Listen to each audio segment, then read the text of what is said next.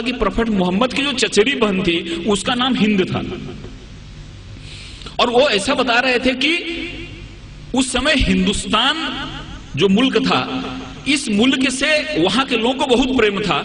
اور بہت بار پروفٹ محمد نے اس ملک کے بارے میں سنا تھا، تو ہندوستان کے نام سے وہ جو ہند ان کی چچیری بہن تھی اس کا نام رکھا گیا تھا۔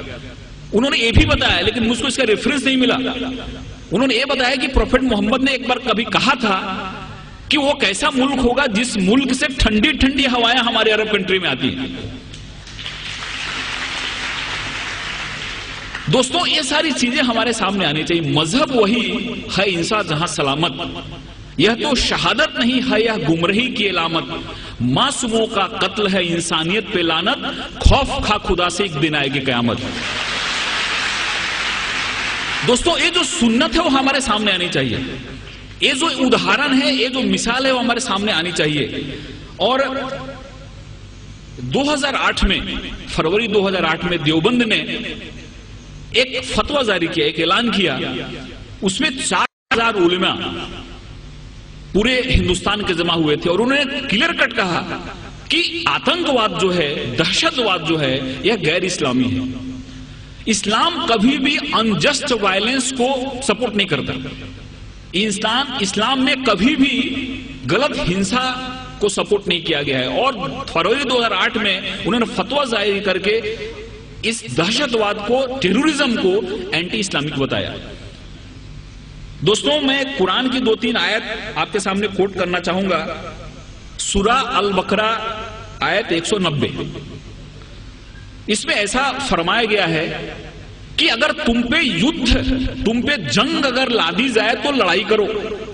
اگر تم پہ جنگ لادی جائے، تم پہ اگر جدھ لادی جائے تو لڑائی کرو، کیونکہ خدا کو زیادتی پسند نہیں ہے، لڑائی کرو لیکن پھر بھی ذاتی مت کرنا۔ اور حضرت محمد کی سنت میں بات دیکھی جاتی ہے کہ ان کے دشمن بھی جو مارے جاتے تھے، ان کے شو کا بھی اور ان کے لاش کا بھی انہوں نے بڑے ہی حرمیت کے ساتھ، بڑے آدر کے ساتھ اس کا دفن کیا۔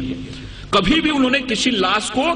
بے عزت نہیں انہیں دیا، کبھی بھی اس کی بے حرمتی نہیں کی، کبھی اس کو تباہ نہیں کیا۔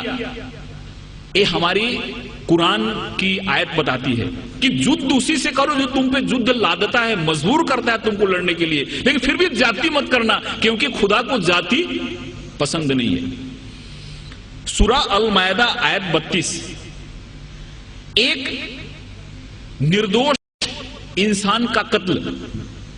پوری مانوتا کی قتل کے برابر ہے۔ اس آیت میں فرمایا گیا ہے کہ اگر ایک نردوش آدمی ہے، انوسنٹ آدمی ہے، اگر اس آدمی کا کوئی قتل کر دیتا ہے تو اس کا قتل پوری انسانیت کے قتل کے لائق ہے۔ اس لیے کبھی بھی اسلام کسی بھی نردوش اور کسی بھی بے گناہ انسان کے قتل کی کبھی اجازت نہیں دیتا۔ یہ ہمارے قرآن کی بات کہی گئی ہے۔ سورہ بنی اسرائیل آیت 33، کسی بھی انسان کی زندگی خدا کی دی ہوئی ہے، اس لیے بنا کسی کارن، بنا کسی وجہ کسی انسان کو تکلیف دینا، کسی انسان کو مارنا گناہ ہے، اور خدا اس کے لیے سزا دیتا ہے۔ ایسے بہت ساری آیتیں ہیں جن آیتوں میں ہم کو اس سامنے باتیں دکھتی ہیں کہ اسلام نے ہمارے سامنے کیا پیغام رکھا، اسلام نے ہمارے سامنے کیا سندیش رکھا، لیکن کچھ ایسی پرستھتیاں ہوئی جس کے چلتے غلط میسج گیا۔ ایک بڑی فیمس کتاب ہے، اس کتاب کا آپ نے نام سنا ہوگا، life of Muhammad, B S Haykal نے کتاب لکھی ہے، اور اس کتاب میں انہوں نے ایسا لکھا ہے کہ بعد میں کافی ایسے ٹرائبز تھے، ایسے جن جاتیاں تھیں جنہوں نے اسلام کو سویکار کر لیا، اور اسلام کو سویکار تو کر لیا لیکن اسلام کے پیغام کو سمجھا نہیں،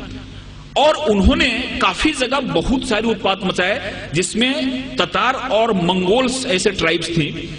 جو اسلام کو سویکار کیا لیکن اسلام کو نہیں سمجھتے ہوئے انہوں نے اتنے اتیاچار کیے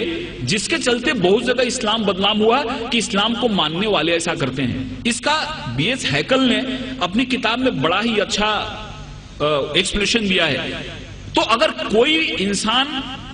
اسلام یا کسی مذہب کا نام لے کر غلط کام کرتا ہے تو غلطی اسی انسان کی ہے، اس مذہب کی نہیں ہے۔ اگر کوئی بھی ویکتی کسی